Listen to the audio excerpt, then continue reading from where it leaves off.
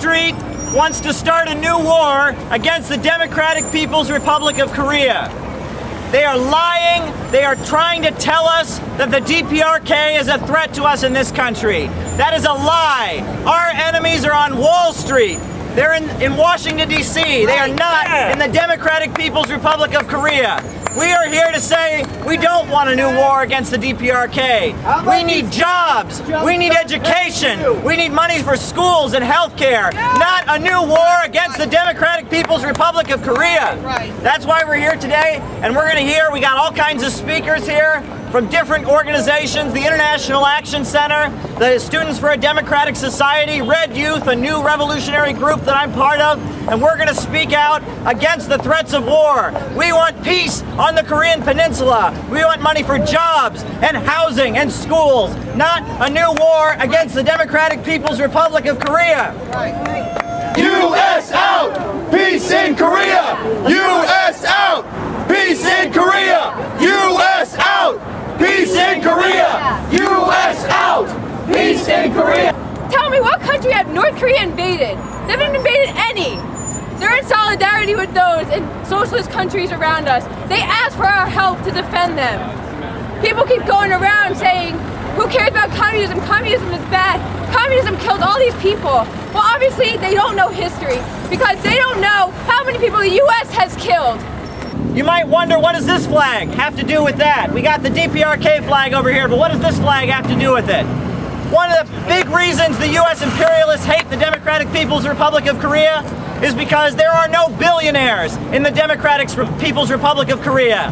The banks, the factories, and the industries are owned by the people. It's a socialist country. That's why they hate it. That's why they hate the Democratic People's Republic of Korea. When we look to the media and we see the jingoist rhetoric of the United States military-industrial complex, we have to see through the lies.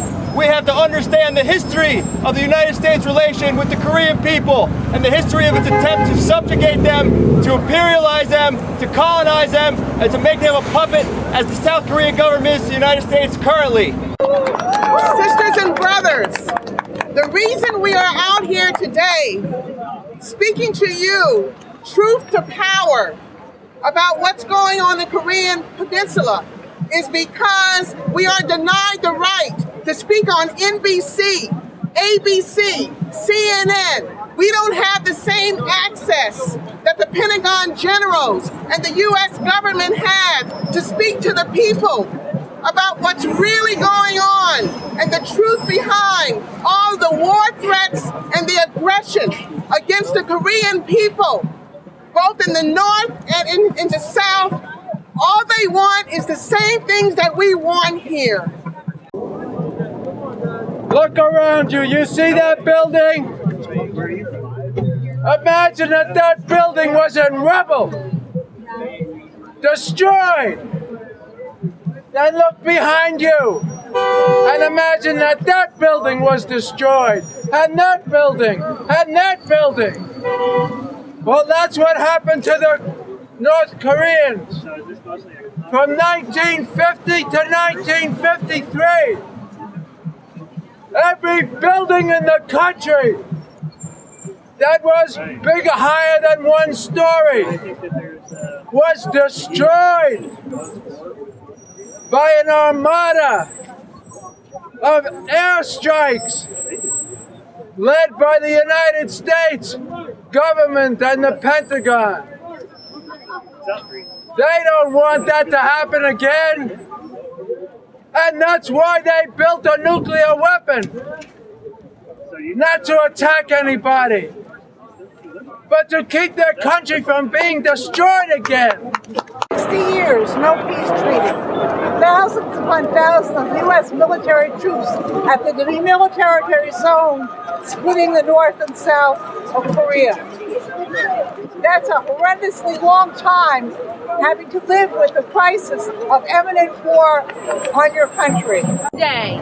Today, the U.S., who's had nuclear weapons in Korea for 60 years, has had troops, U.S. troops of occupation in the South for 60 years, is today sending B-2 stealth bombers halfway around the world flying over and threatening Korea, is sending nuclear-powered aircraft carriers right off the coast of Korea. The people of the DPRK have a right to be very fearful of U.S. war threats today because they've seen what U.S. war has done to their country. And it's an important time to raise our voice to say no to U.S. war, no to U.S. war threats, no to U.S. nuclear weapons, no to U.S. aircraft carriers, no to B-2 stealth bombers, no to the army of occupation in South Korea. The people of all of Korea demand reunification. These U.S. military actions shows us the bellicose nature of the U.S. seeking to ignite another Korean War. The U.S. troops should be pulled out of South Korea, and any military provocation getting on the DPRK's nerves stop at once in order to prevent a war. We will stand with you, Red Youth, and IIC, and our comrades. Please stand with us, Korean. The people of South Korea have been resisting the American occupation of their country for decades. In April 19th of this year will be the 53rd anniversary of the April Revolution, where hundreds of thousands of students in Seoul organized to overthrow the regime. Korea far away here to Americans, it almost no impact on what Korea happening. It's a backyard. But I'm from Korea. I'm Korean American. I came to this country in '76. I love this country. However, I know all my family except me are living there in South Korea. So North Korea is not alone to me. South Korea, North Korea, to me, no difference, same. I have a big scar here, 1950 July. I almost died, but I was cured in a North Korean evacuation hospital at the time. I never blame American airmen who try to kill me. I never. I was educated not to blame American. That's okay. Now I'm living in this country. I understand why it happened, how I interpret my accident, how that happened 1950 to my family, my country. All we want to stop the tragedy anymore. We want a peace now. 1953, 60 years, still no peace. What's wrong? Who's wrong? Please, Obama, sign peace treaty. I have been to both the North Korea and South Korea. I was in North Korea in 2003 on a delegation that was organized by the Korean Truth Commission. And what was this commission all about? You probably have not even heard about the Korean Truth Commission, have you? Have you? You never heard of it. This was an international commission to bring out the truth about the war crimes committed by the United States during the Korean War from 1950 to 1953. And I heard firsthand testimony from the Korean people about the atrocities that they suffered during this war, where 4 million to 5 million people lost their lives, both in the North and in the South, around this war led by General MacArthur and all of the other Pentagon generals who ordered the slaughter of Korean people. I was able to hear a woman who was in her 60s, who didn't have any arms. She had her arms cut off. So the woman without arms told the story from Pyongyang about how a GI cut off her arms.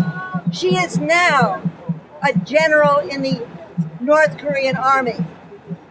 And that's the kind of strength that I saw in the Korean people.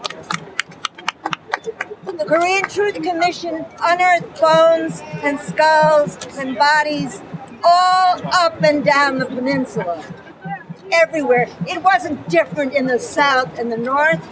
Maybe the GIs directly slaughtered people in the north, so the Republic of Korea Army, bought and paid for by the U.S., slaughtered people in the south. They did it from Jeju Island at the bottom all the way through to the north. But it was never settled because they still haven't signed a treaty. Why? For moral reasons? I don't think so. They haven't signed a treaty because they want to keep their big foot in the Korean Peninsula to keep unrest going on, so that the U.S. can be a threat to China and to everybody else in Asia.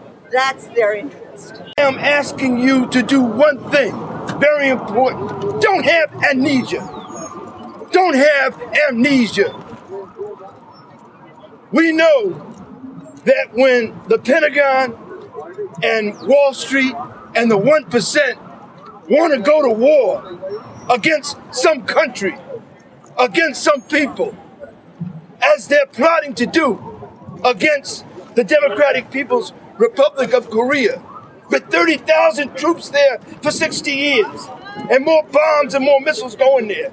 They always tell us, oh, somebody's a danger, somebody's a threat, somebody's got weapons of mass destruction. Remember that? Somebody's a madman. They whip us up for days and weeks and months. And then they go to war, and we find out it was all a lie. The Pentagon and Wall Street does not go to war in Korea or any other place to save people or to make some place safe. It has nothing to do with peace. They go to war because they want to steal something. Yeah. They want war to steal oil, or to steal cheap labor, or to dominate parts of the world, the whole world if they can do it, economically and militarily. And guess what they got their eyes on? Asia. They got their eyes on Asia. For the last 10 years, it's been the Middle East. They're switching to Asia. This is what this new war drive against Korea is all about. And don't forget it, because you are going to be needed to protest, sit down, occupy, and raise hell so that there's no new war against Korea. Last thing I want to say to you, too. I know many of you were inspired by the Occupy Wall Street movement. I recognize some of you were there. We need to do the same thing again, not only about this war, but about the war against poverty, the war for jobs, the war to stop cutbacks, the war to stop and frisk, the war to stop racism. And it's good to agree to talk out here at a meeting, but you got to take the next step. You got to take the next step, and you got to get involved. And I'm going to tell you, there's a good group out here. It's only a few months old. It's called Red Youth. I love that name. I love that name, Red Youth, because it's not a weak name. It's a strong name. Red is a strong color. When you think of red, you not only think of change, social and economic justice, you think of revolution. You think of really fighting. You think of a new world where the people are on top finally, poor and working people, the 99%, and the rich are on the bottom, or maybe even better, in jail. And so, for those of you who are not working with a group, check out Red Youth. They are what's happening. Long live the struggle against war. Long live the struggle for socialism. Long live the struggle for everybody's right to a job, health care, decent wages, and a future for their family and children. Thank you.